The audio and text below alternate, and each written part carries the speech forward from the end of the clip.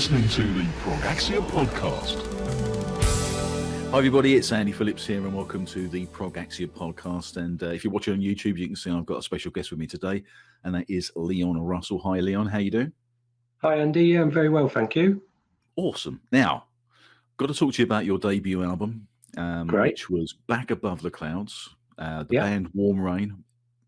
And I got to tell you right off the bat, it's one of those albums that, I listen to a crap load of stuff, and I've stuck the headphones on. I decided to listen to the first track, and as soon as I listened to the first track, I was an hour and a half in. It's a double album, it's a double album, 90 minutes of music. And tell us a little bit about how it came about and, a little bit about the band and stuff.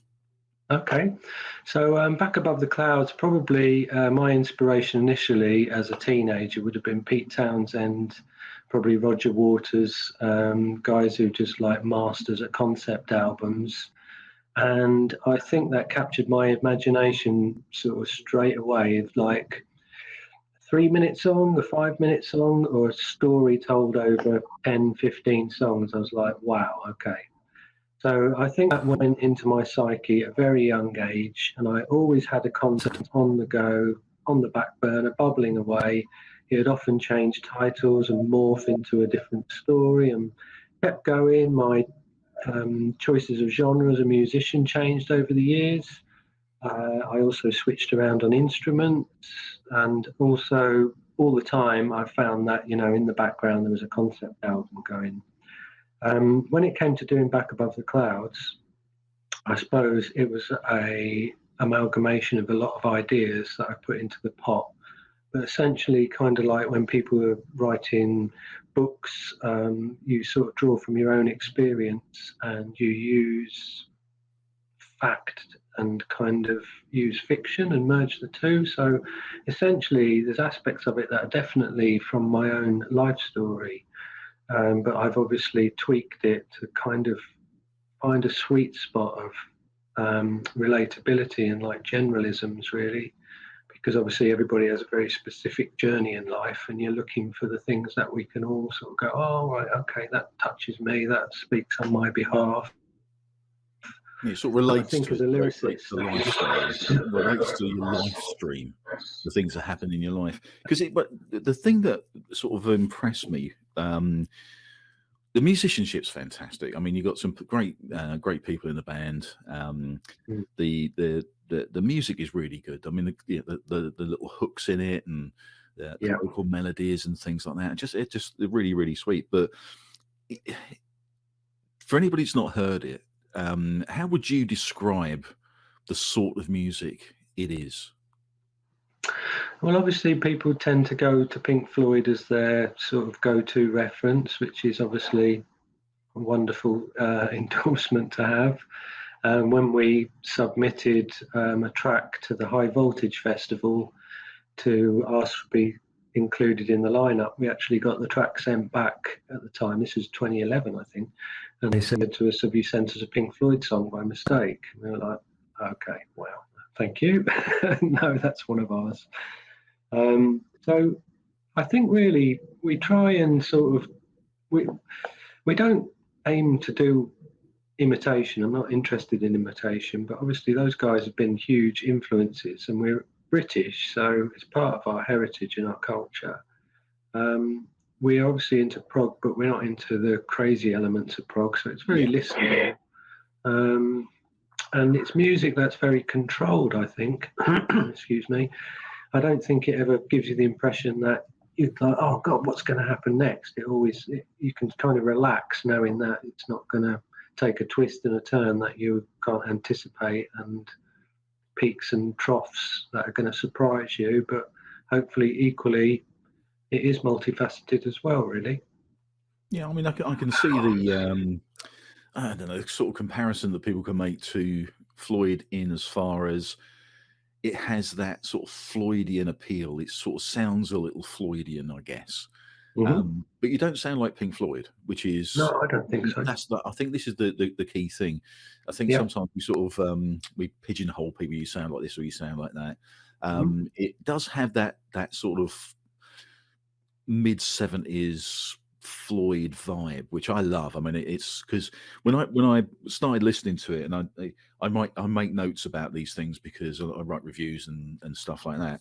And I've got my piece of paper here that I wrote down on the first night that I actually got it, because I sort of put it to one side, and I thought I put down thoughtful, reflective, introspective.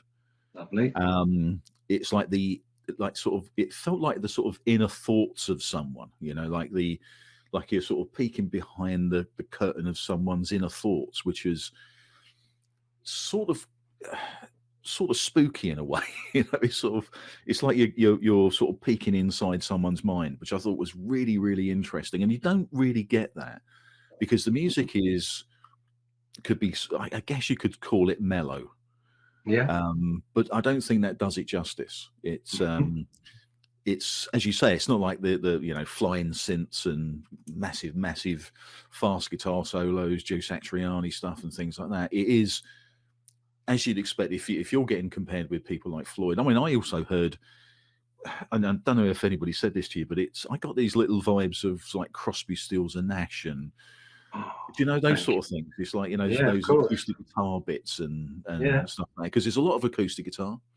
There's sort of soaring electric, which is, I guess, where the I guess the Floydian thing comes in, the Pink Floyd sort of comparison comes in, because it's got that.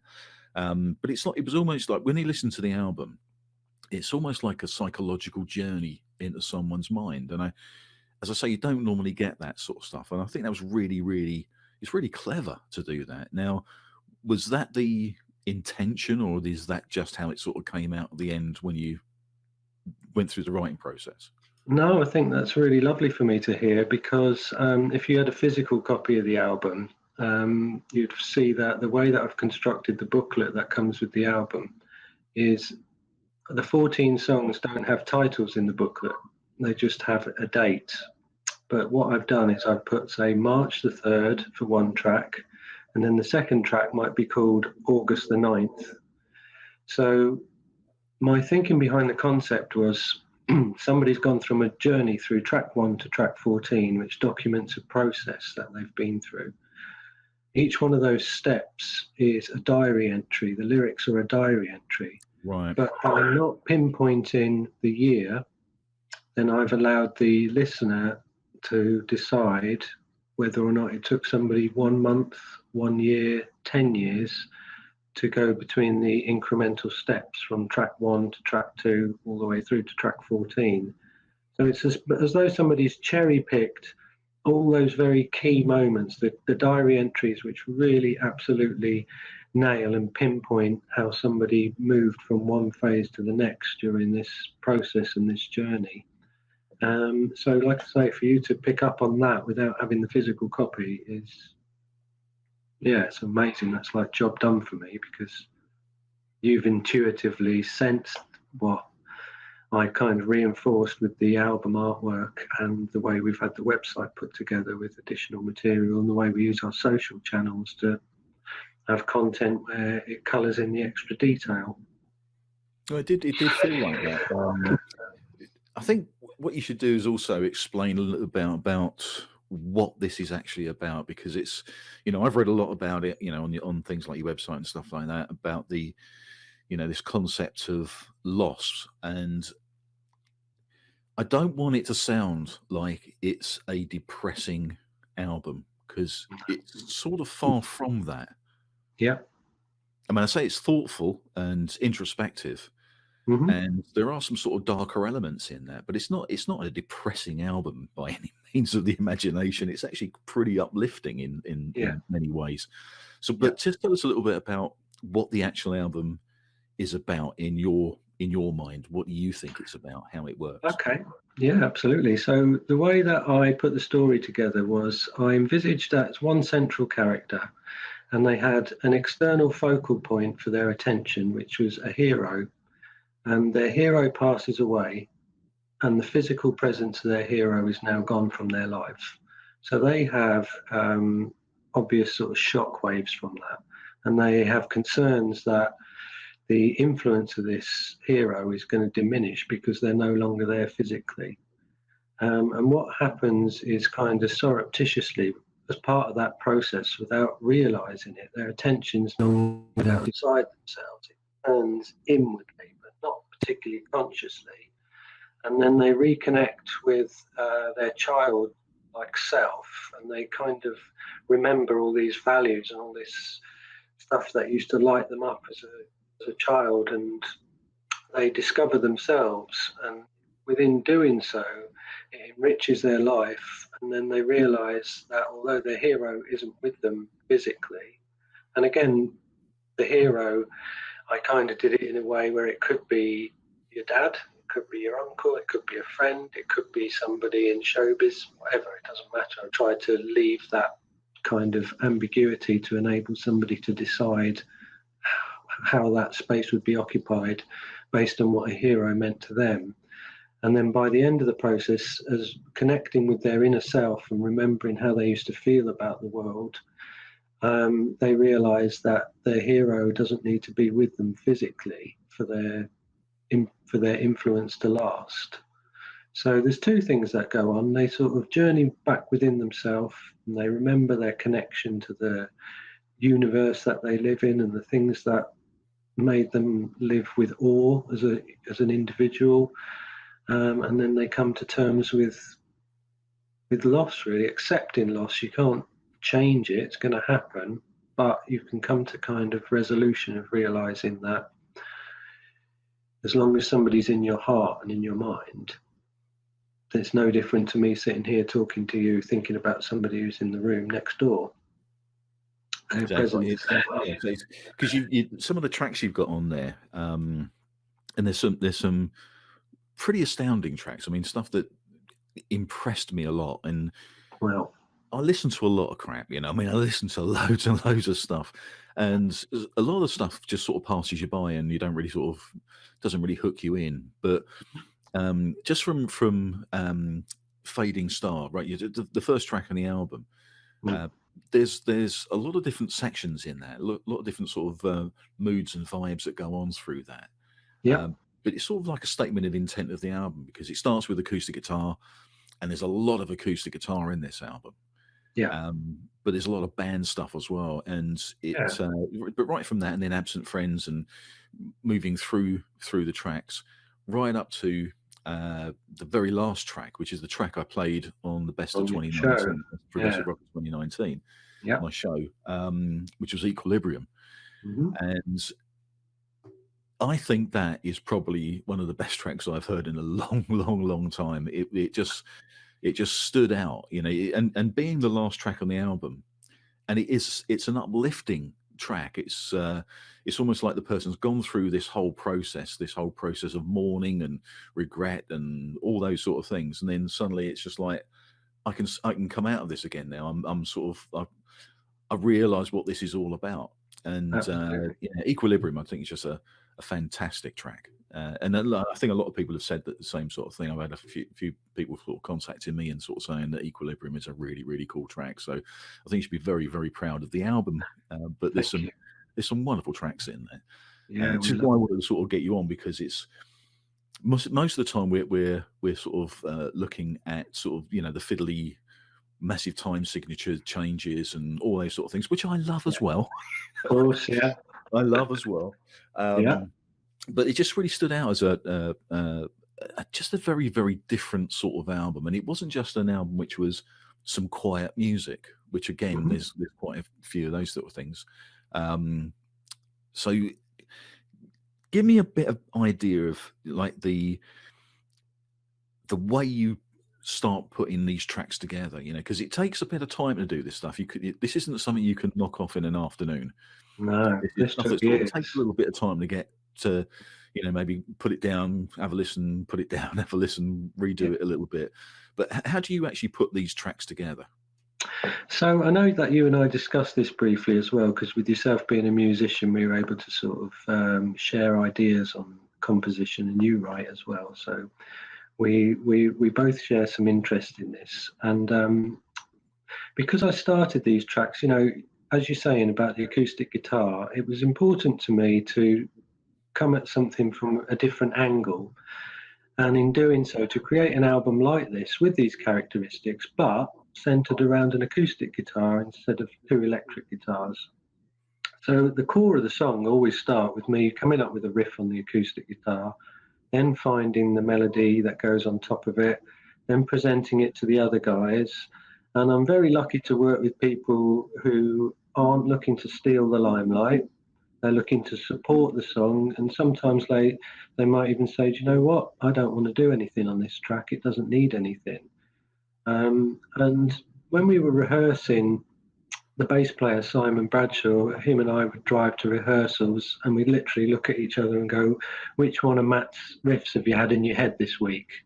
And Matt Lerwill, our guitar player, he's not a shredder. He's not interested in showing you how fast his hands can move across a guitar neck.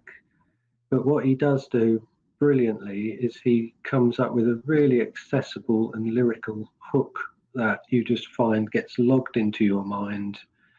And that's a really good handle. And again, I call him like the Spartan of the band, because he always protects the first impression. If I play him a song, that first impression, he always retains that and holds on to that and protects it, and he makes sure that all these layers around it lift it up and support it, rather than for it to get lost and buried underneath all of this instrumentation. So we've got those kind of core elements, but then equally when we went to the studio, and again, I know that you know this, it's like it took a long time, it took a lot of money, and I paid for it, and I went to work in between studio sessions to get more money together. And what that enabled us to do was to have a breathing space in between and come back and then listen to a track with completely fresh ears and just go, oh wow, I know what this needs. That needs a backing vocal. Oh, you know what would be really nice there? This keyboard line. And just keep adding these elements until I could press play and sit there and listen from the start to the end of a song, and nothing jumped out at me. And I think, well, that song is now complete. Everything's there that needs to be there. And we haven't swamped and drowned the initial core inspiration behind it. Yeah, because we talked about the guitar parts, the electric guitar parts. I don't know how to explain this, but you're right. They just flow through the track, and we talk about, you know, musicians. We talk about, you know, the what's the hook in this, you know, and there's little guitar parts that go through this that sort of play again and again and again. That on purpose again, you know, and it's almost like the sub tune, the thing that actually it's like an earworm. It keeps on going. I mean, and again with tracks like Equilibrium, it's got that sort of stuff. Fading Star's got that sort of stuff. You know, it's it just sort of flows through those, and I think they're incredibly clever. They don't tread on anything, which I think is fantastic. Yeah, it's very conscious to have those kind of motifs, those repeating motifs, maybe suggested sometimes, not replicated. Even just like a key change might, you know, remind you. You might not know. It's like that. Oh, it's that riff again. So it was very intentional, but it wasn't at the forefront. It was like a subtlety, like you say, that was included. And again, it's a Pete Townsend, Roger Waters. You think of The Wall. Very purposeful motifs repeated, Quadrophenia and Tommy, these pieces of music, these epic albums that are just like incredible pieces of work. They're giving a nod and acknowledging almost like classical kind of composition, aren't they? They're looking for that purposeful repetition of a musical theme that supports the idea that you are listening to a story or following a concept. I suppose that was on our radar. Absolutely brilliantly. I mean, it does. So, what's next for WarmRain? Where are you going? What's next for you as well? I'm in the studio again tomorrow. I'm doing my first solo album, so I've been able to sort of pull some of my material from the pot and kind of identify that it is outside of the WarmRain sound, and that it would benefit me as an artist to express this sort of stuff in its own singular way. So I'm carrying on with that tomorrow with John Mitchell in the Outhouse Studios, who I've worked with for years, and it's absolutely wonderful sort of companion that we just do this beautiful music together. So that would be track. John Mitchell's a great artist as well, isn't he? John Mitchell's a great artist as well. I love working with him. We have a great. Not surprised, no. It's I think you two together would be fantastic. What's the sort of stuff you're doing on that? It's very, it's kind of singer-songwriter driven. I mean, I was talking to someone about this yesterday, about the overarching kind of umbrella that encompasses singer-songwriter. You can go, oh, okay, singer-songwriter, but that could be from Bob Dylan all the way across to Katy Perry. It's a massive kind of, it's a massive overarching kind of genre. So I'm doing some acoustic stuff. John's climbed inside. He's always welcome. He'll often say to me, just a minute, wait, let me do this. And he'll add something. And I'm just like, wow, okay. So it's really, really lovely stuff. I'm really, really pleased with it. But maybe just like the softer side of WarmRain, perhaps.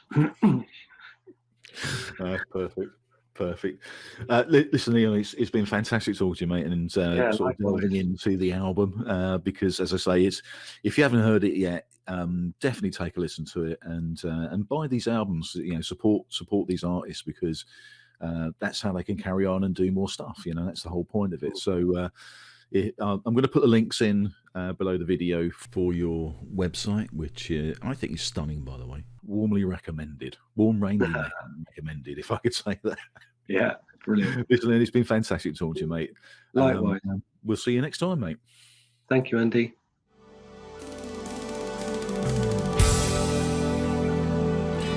And don't forget to support us on our YouTube channel. That's ProgAxia. Just search for ProgAxia on YouTube. And please like, comment, and share. We're also on all the major podcasting platforms, including Spotify, Apple Podcasts, and Google.